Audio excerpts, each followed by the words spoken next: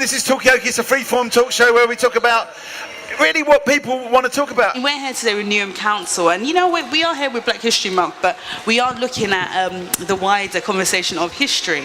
Personally, I think it would be a good idea to hold talks or give more information on Black history in Britain. So people kind of know history from years gone before. So history on the first Black people coming to Britain and what Black people have done in Britain. Learning your history is compulsory for every race. I don't like to say race because we're not in no game or no thing like that.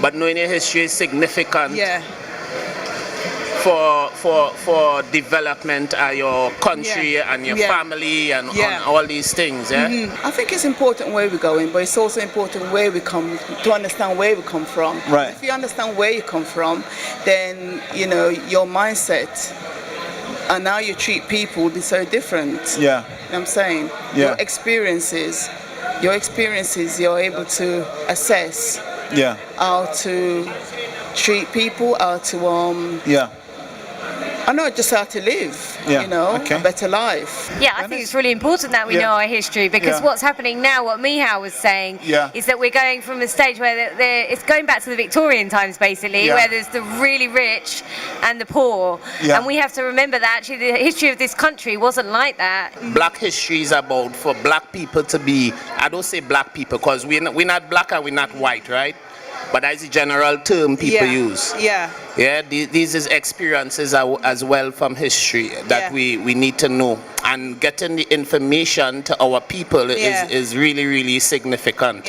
How do you get information to people though? Like, you know, in what ways? Well, the government have a part to play, and also the people have a significant part to play. One hand will clap. So we're all kind of responsible. And what you're doing here is a good part. A lot of people hearing and passing, and you sharing your information is really important. I think they should have, they should explain it more, because I don't really understand it that well. For different ages. So basically,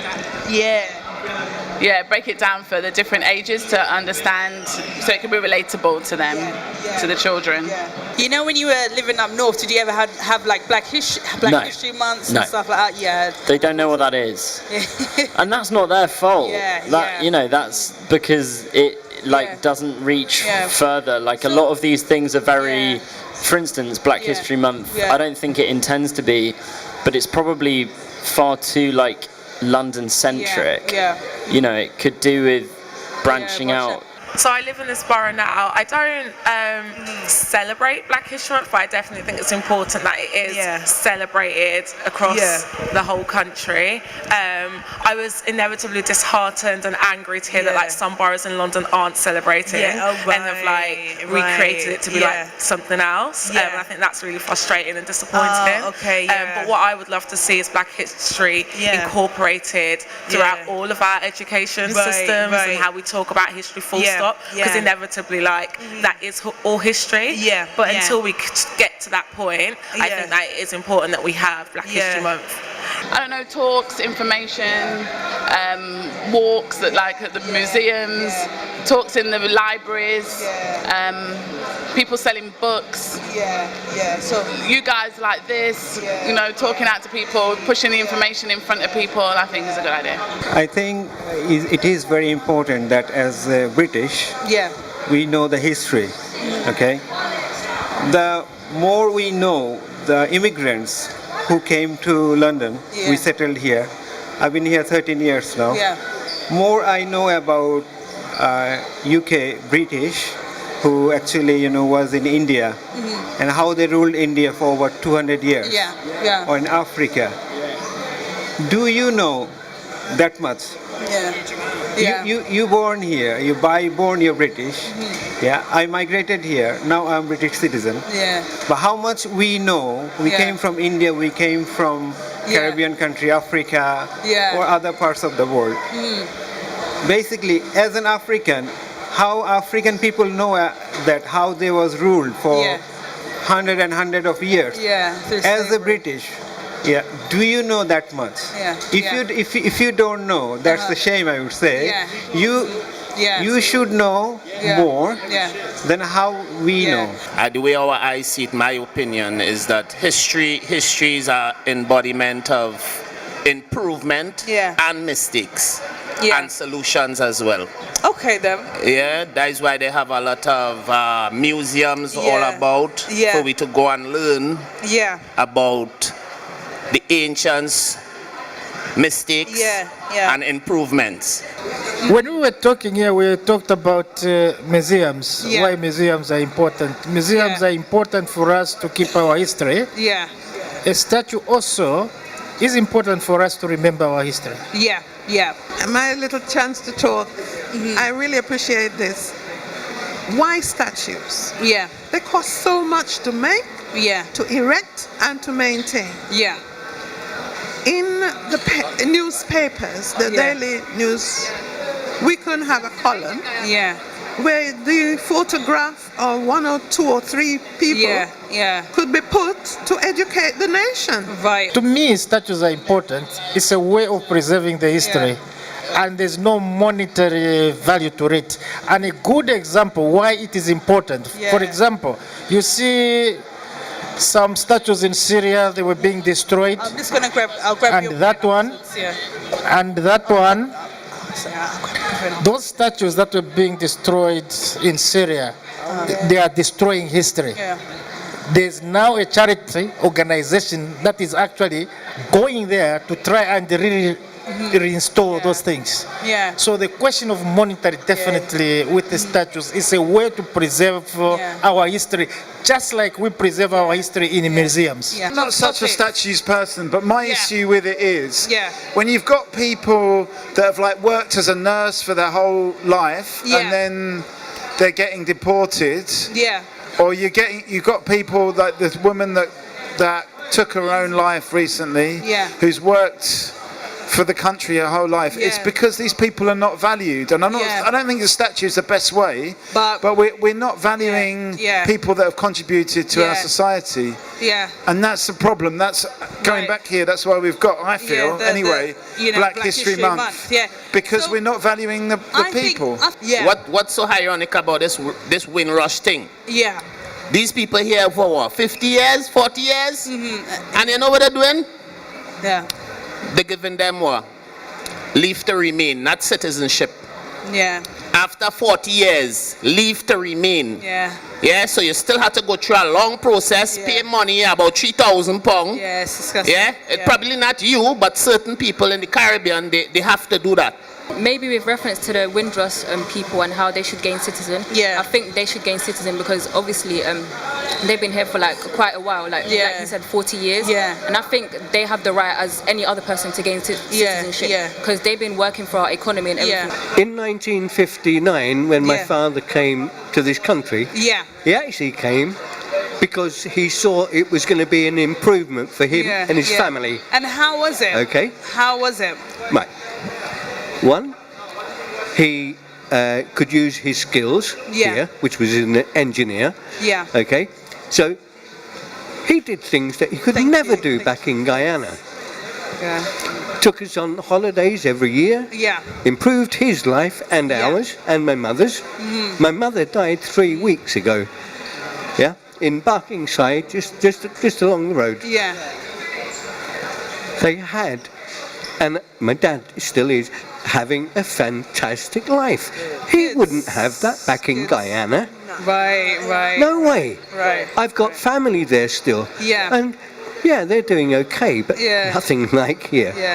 We're not celebrating or valuing an international input, and therefore not recognising at what point that becomes a national input and at what point these people become part of Britain. So you're saying why segregate those stories? Exactly. Why segregate It's part of our whole history of, if you are a British citizen, it's part of everyone's history. Exactly. And I think people don't know what their history is a lot of the time. Are we heading towards a more equal world? No, you say no? No. Yeah? I think we are. Yeah, you think? I think we are because of what the things that are coming out now that never used to come out, like respect for women at work, the gender pay gap. Yeah. And all the different issues that there are that have never been highlighted, that have been there, especially like in central London. Respect is important, regardless of your status, right? Yeah. As a disabled person, right? Yeah. I respect the elders or anyone younger to me. So I'd expect the same thing in return. Yeah. Regardless of me being disabled or not. Yeah. I'd expect the same. Do you think disabled people are respected enough? Not all the time, no. Not all the time. I think there's a lot of prejudice out there. Right. Stereotypes. There's a lot of stereotype, out there as well. And I think it's because there aren't many disabled people out and about. Right. And that's the problem. When I first came, which was in 1960, 50 something years ago, there was a bit of prejudice. Yeah. Because I remember me going to look for a flat. Yeah. And the person said to me, "Oh yes, I've got a flat. Listen in. You can come and have a look, view it, you know." Yeah. And I went, and when I went, she said to me, "Well, there was a person before you, and the person got it." I said, "So why did you ask me to come if you knew that person is coming today? Yeah. You should have told me the person is coming today that was before me, and she had already taken it." Yeah. I said, "You're telling a lot of lies. I don't believe you." Yeah. And there was a bit prejudice in the 1960. So you're there saying was a bit prejudice. And so it was that in this area? What part of London was that? A Milan area. I used to live Milan area. Yeah. And then it cooled off a little bit, but it's beginning to build up a bit now. Come back now. It is coming back now and rapidly. Yeah. Thing is that my dad, he's now 92. Been here for a long time. Yeah.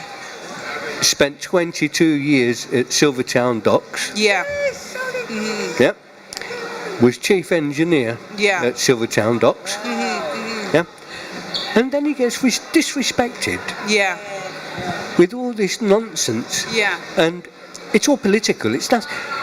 I keep telling him, don't take it personally, because it's actually not about him. Yeah. It's about statistics and figures and nonsense that all government, not just this government, but all of them spout. You give respect to your elders because they brought you here. Right. And they went through hell. Well, my parents did when they first came from Jamaica to this country. So you give them the respect as an older person. And the younger generation believe that they should have, and they have rights, and they forget that without their parents and the older generation, they won't be here. Okay. Yeah, the parents. I'm a parent too. I got two big children. I've got one 25 and one 17. Yeah, I got them up good. I was there, do whatever I could do, the best I can do. Stop them going there and stop them doing this and stop them doing everything. But when they grow and they got a mindset and then meet up with other children that doing whatever they want to do, they go and do whatever. You can say whatever they would go and do. You can be there and you. So you're saying that you brought your children up in the best way that you could, but it's all about sometimes society. Society we are living now. It doesn't give you no choice to educate our parents like we want, our children. Like we need to do.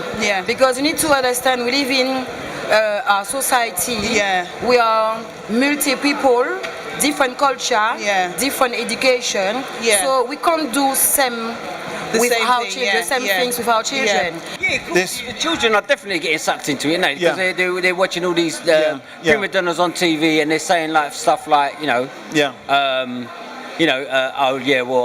got this watch and it's costing me £1,000 and stuff like that. You know what I mean? And then the children aspire to that, and they've got no jobs. It's about money because everything like where the kids need to go. There's places the kids need to go. They stop it because lack of funds. Everything. So the kids have nothing to go and do. Now there's a lot more opportunities because I come from a family where we weren't loaded.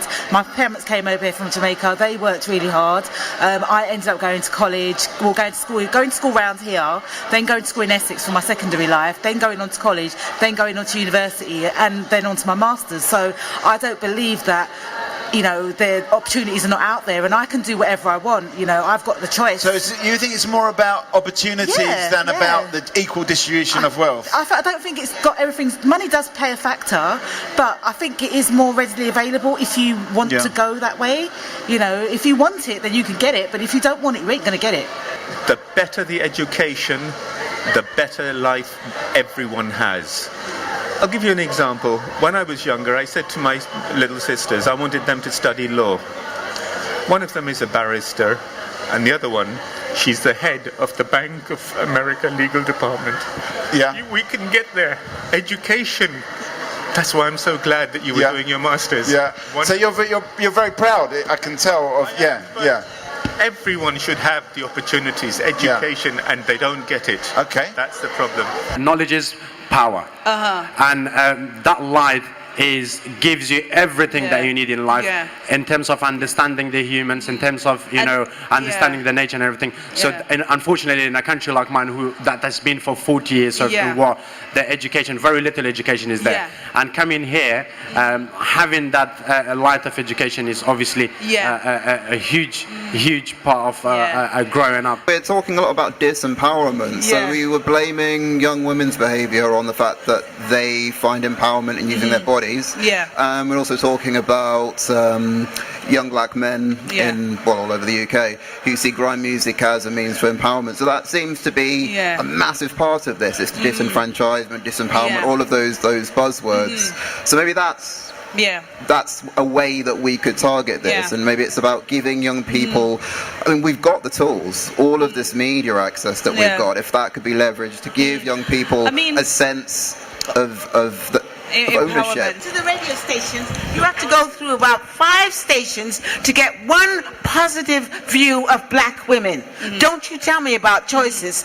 I know musicians in my own family, their records are not released. Not because they can't sing, but because the powers that be want a certain image of blacks being portrayed. Or but you know, I'm quite interested in so why don't they go use their initiative and open up their own production company? So you're saying that, so you're saying, they've got lots of money. These people living in Camberwell have lots of money. But you know, what about people thinking the world owes them a favour? The world don't owe you a favour, sweetheart. What I'm trying to say is that power is about also owning the means by which. So women don't necessarily own the media forms and own the platforms where they're being put out there are half naked.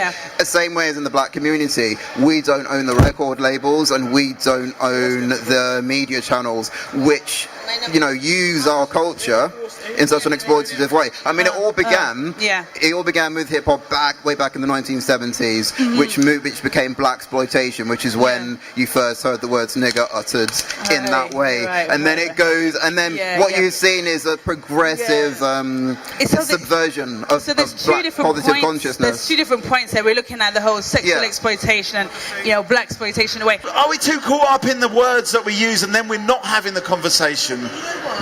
I think, you know what, it is true. You just need to say things as it is and not try and hide it. And be open and honest, and that's the only way that things get better. But if you sweep everything under the carpet and you don't address it, then how does anything change? Nothing changes. Like now they're talking about mental illnesses, women getting raped, and it's more on television, it's more in the media, and that's the only way it's going to change people's minds. I just think all of these difficult subjects it's true that a lot of them, the problems come from, like we say, mass media, things being broadcast to us, messages being given to us, and us not having the possibility to talk amongst ourselves like we are now. Like, that's the trouble in society. We all pick up the papers, we all look at the TV, but we don't really get to discuss the issues ourselves, and that's what we need more of. And because when we do that, we can disagree with each other, but at the same time, we can learn by listening to each other. So I like this. Thank you for doing this. Oh, thanks for coming and sit down. Yeah. No, I think this is a really good space. I think I'm going to get involved with this. A saying that like me and a couple of my friends have been talking about for a while is the importance of being like comfortable in uncomfortable situations, or being okay with being uncomfortable situations and conversations. And I think it's important that when we're talking about power and dynamics and white supremacy and Rastafarianism, like all these things can be quite uncomfortable, but I think that's the only way in which we can fully grow. The question we need to ask is, how do we come up with the idea that not everyone's like us and everybody else is dangerous? Who imposes these ideas on us? Okay.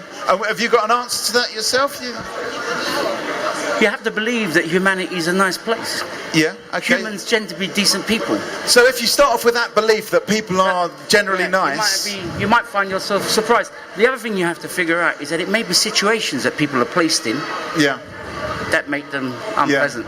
The idea of like the echo chamber. Right. So it's this idea that we all only associate with people who hold our views, and that reinforces our views. So we don't ever encounter anything that challenges.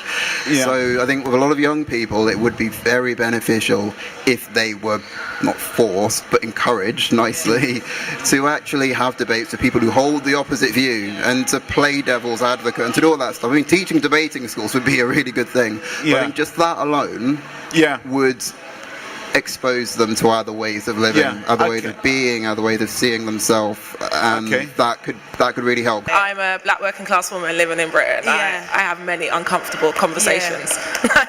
But basically it's just actually facing up to like the darker side of the Commonwealth, and like the fact that not all of it was rosy. The British government did some pretty horrific things, and I think it's just telling those stories as well as the positive stories as well. Well, I enjoy the conversation with the youngsters, and they get our side and we get their side, so that was interesting to know certain things that we didn't know. Hear all of the different perspectives. My final thought, I mean, you said struggle for equality. We still have a long way to go here in this country. Okay, so that history is still to be written. You still have a long way to go. Okay. Because you still have institutionalized racism and all these things, so we still have a long way to go.